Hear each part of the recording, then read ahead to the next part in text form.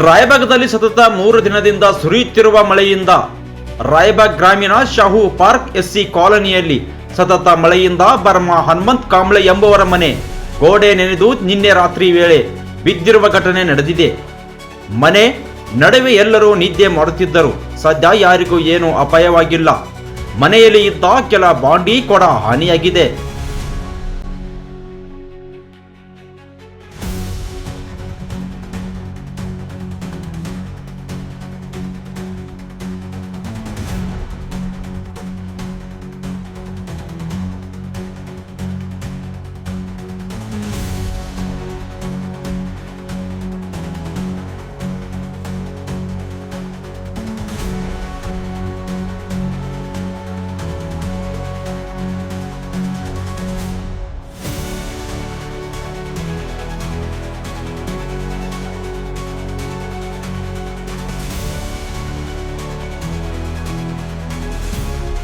ಏನು ಗೋಡೆ ಬಿತ್ರಿ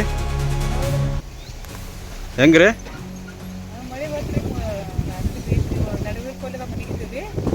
ಹಾಂ ರೀ. ಯಾರಿಗೇನಾಗಿಲ್ರಿ? ಬಾಂಡೆ ಎಲ್ಲ ಹಾಳಾಗಿದವನ್ರಿ?